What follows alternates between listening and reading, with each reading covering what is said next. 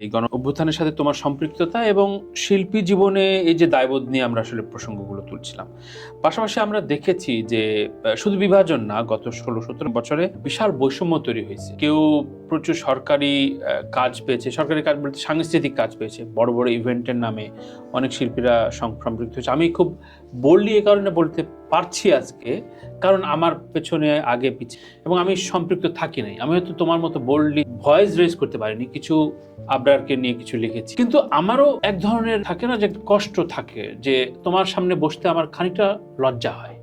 খুব on record বলছি, লজ্জা এই অর্থে যে পারি নাই তো, আসলে বললি আরো কিছু বলতে পারতাম, কিন্তু ওই যে পিছুটান, এই যে বৈষম্য এবং রাজনীতির বলয়ে লোভ যে আক্রান্ত করা, এগুলো নিয়ে তুমি বাইরে থেকে ওয়াচডগ হিসেবে দেখছিলে, এগুলো কেমন লাগছিল, কি অনুভব ছিল, কি লিখেছো, কি বলতে চাও তখন?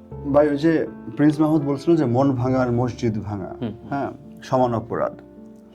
তো যেহেতু আমরা গান বাজনার মানুষ বা গান শুনে শুনে বড় হয়েছি, তো আমি যে একটু আগে অংশু ভাইয়ের কথা বললাম, শিবলি ভাইয়ের কথা বললাম, বাপ্পি ভাইয়ের কথা বললাম, যে এদের আমরা এখনো গুরুর মতো সম্মান করি। কেন? তারা সেই সম্মানটা ধরে রাখছে।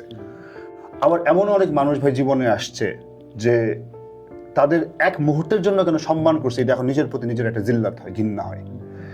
এই যে একজন আমার খুব প্রিয় গীতিকার ছিলই বলতেছি, যে জুলফিকার রাসেল নামে একজন ছিল, মানে পোস্ট 2000-এ ওনার মতো সুন্দর প্রেমের গান খুব কম আমি দেখছি।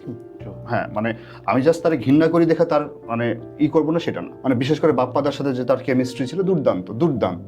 এই যে আপনি বৈষম্যের কথা বললেন, জুলফিকার রাসেল পরবর্তীতে দেখলাম যে পুরা আওয়ামী চাটা দালাল হয়ে গেল, সে বাংলা ট্রিবিউনের নিল। তো ওই যে জুলাই মাসে যখন সব সাংবাদিকরা চাটতে গেল হাসিনারে, তখন উত্তাল জুলাইয়ে জুলফিকার রাসেল বলতেছে, এই যে বাংলাদেশে তো মাদ্রাসা আপা, এরাই তো জঙ্গি ক্রিয়েট করে। মানে দেখেন কত বড় হারামজাদা, কত বড় হারামজাদা।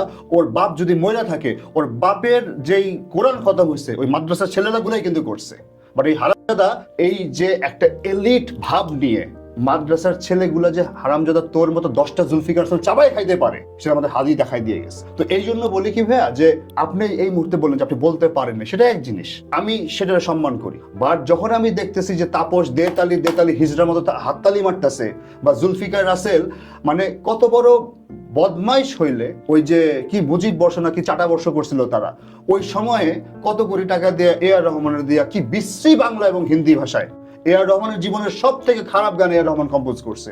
এবং আমার এখন তোমার সালে A.R. রহমান AI দিয়ে বানাই দিছে যে ভাই টাকা পাইছি, যা তুই এবার ফকিন্নি যা। তো এই যে মানে কি লাভ হইলো তোর এত বড় লিখে? তুই তো মানে রাহাত শান্তনুর চোখে তুই বাংলাদেশের গরিব প্রশ্ন ছিলি একটা সময়, এত চমৎকার প্রেমের গান লিখতি তুই। হ্যাঁ, মানে তোর দরকার তো ছিল না রে ভাই, তুই তো ভালো কর্পোরেট জব করতি, তুই তো মানে ওয়েল অফ ছিলি। কিন্তু না, এই হারামজাদাদের এই চাটতে হবে। শুধু চাটাতেই না, তারা ওই আদারিং কইরা বাংলাদেশ যে একটা মধ্যবিত্ত নিম্ন মধ্যবিত্ত মুসলমানের দেশ, সেই দেশের মুসলমানের চাষাদের সন্তানদের তারা বলতেছে জঙ্গি। কেন? কারণ তারা আমাদের যাত্রাবাড়ির স্টালিন গার্ড ছিল, তারা বুকের পাঁজর দিয়া কেল্লা বানাইছিল আমাদের জন্য। সেই জন্য আজকে আমি বাংলাদেশে বসে আছি, সেই জন্য আজকে বেগম খালেদা জিয়া মৃত্যুর পরে সারা পৃথিবীর সম্মান নিয়ে সে আল্লাহর কাছে গেছে। সে মৃত্যুর আগে দেখা গেছে সারা বাংলাদেশ তার কতটা ভালোবাসে, কতটা শ্রদ্ধা করে, কতটা সম্মান করে। খালেদা জিয়ার সন্তান মৃত্যুর আগে তার মারে বিছানায় দেখতে পারছে একবার, মায়ের পাশে বসতে পারছে একবার, জানাজাটা পড়তে পারছে। এই যে মানুষ রাজনীতির কারণে এখনো আদারিং করতে চায়, আমি তাদের এতটুকুই বলি যে 17 বছরের আওয়ামী জাহেলিয়াতটা একটু মনে করেন একবার। ওটুক মনে থাকলেই আপনারা না এই যে বাইনারি রাজনীতি, যে তুই রাজাকার, তুই শিবির, তুই বিএনপি দালাল, তুই ইন্ডিয়ার এসব বাদ দেন। এই যে আপনি কিছুক্ষণ আগে বললেন যে বাংলাদেশটা কেমনে ঠিক করা যায়, এই শিল্পীগুলোতেও যে বললাম যেটা, যে ওয়াক অফ শেম নিজেদের অ্যাসেস করতে হবে। বাট আমাদের প্রো বাংলাদেশি যারা আছে, নিজেদের মনে করি যে আমরা জুলাইয়ের স্টেক প্রত্যেকে এক একটা দল, সেটা এনসিপি হোক, সেটা শিবির জামাত শিবির হোক, সেটা বিএনপি হোক, বা অন্যান্য বড় যত দল আছে বা পার্সোনাল মানুষ আছে, প্রত্যেকের অতটুকু ইউনিটিতে থাকা উচিত। বাংলাদেশের প্রশ্নে আমরা সবাই এক, হাসিনার এগেনস্টে আমরা সবাই এক, এই গণভবনের বাইজিদের এগেনস্টে আমরা সবাই এক।